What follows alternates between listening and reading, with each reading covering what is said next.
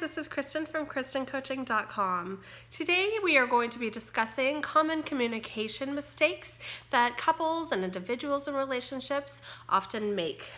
It's important to know what these mistakes are because, as we know, communication is the core essence of being able to get through any types of hurdles in the relationship, to overcome hardships, to talk about really hard things and be able to move past it. Communication is a way to express yourself freely and openly and honestly in the relationship, so you can communicate your needs, your partner can communicate their needs, and you guys can come up with solutions to problems and compromises. It is so important, and a lot of people don't really realize why, or a lot of people don't know how to do it.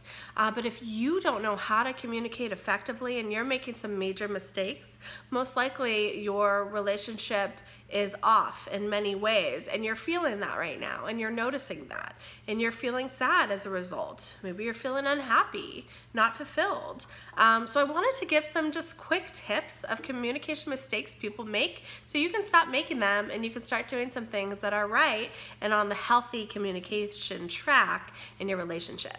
So the first mistake is people not listening, that you're not listening or maybe your partner isn't listening. Listening isn't about just being quiet and just shutting up while your partner talks. Listening is actually understanding what your partner is telling you. You can be quiet all you want, but if those wheels are spinning and you're just thinking about the next thing that you're gonna say as your partner's talking, well then you're 100% missing their point. And how are you gonna be able to react to that or respond to that appropriately if you're just thinking in your mind all of your thoughts and ideas while they're talking to you? So not listening is a huge problem. Really quiet your mind when you're being physically quiet and listen to what they're saying, and so you can respond back to that. You have to respond back to what they're saying. That's what a conversation is. I know all of you know how to have conversations. You have them every day with friends, maybe family, coworkers, acquaintances, maybe people you just run into on the street. You know how to have conversations. So the level of respect that you give people in your personal life at times, give that level of respect to your significant other. Also, not empathizing is another mistake that people make in relationships. Empathy is the ability to understand where your partner is coming from. I've talked about this in past videos. So you need to be able to put yourself in your partner's shoes and really think about, oh God, what is he or she, what are they experiencing right now? What are they feeling? Put yourself in their shoes so you can relate to them, so you can respond appropriately to what you think their needs are. Empathizing is a really advanced communication skill to have, but really important. So start empathizing more. If you stay silent, that is also a mistake that a lot of people make. Just staying silent, maybe not talking, avoiding a conversation in the first place. Maybe if you're upset, you just choose to not, I'm just not gonna even talk to my, other half. I don't care, whatever, right?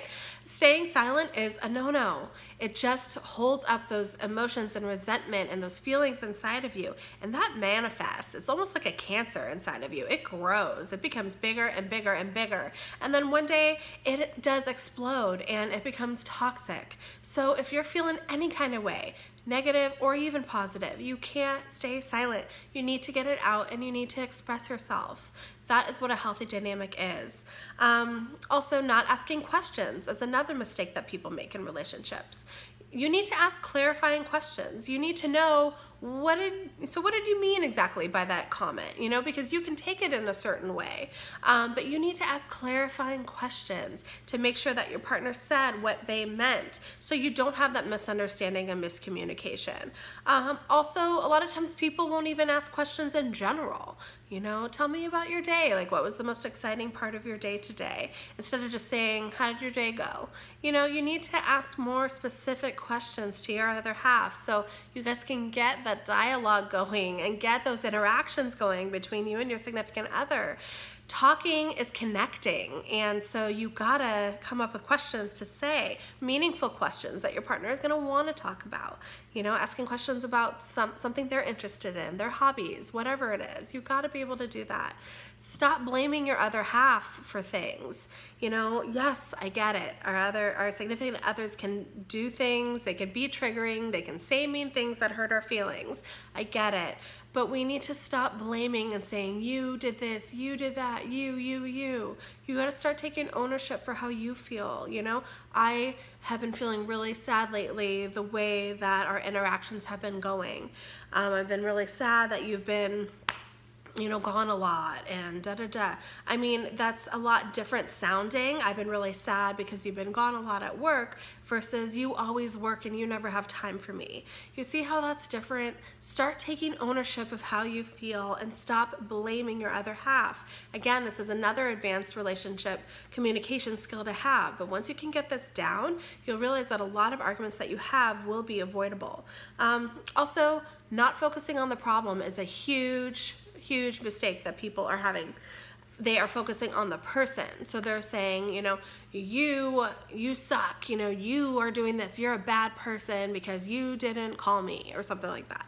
The problem is that your partner didn't call you. You have to separate what they did wrong or what hurt your feelings from the actual person themselves.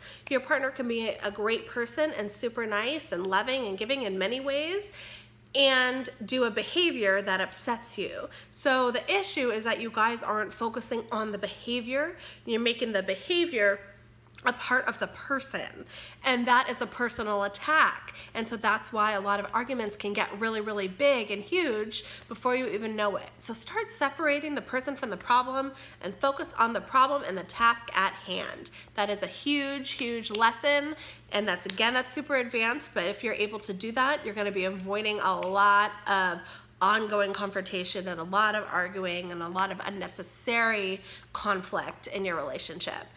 Please, if you have any questions about these tips, ask them below.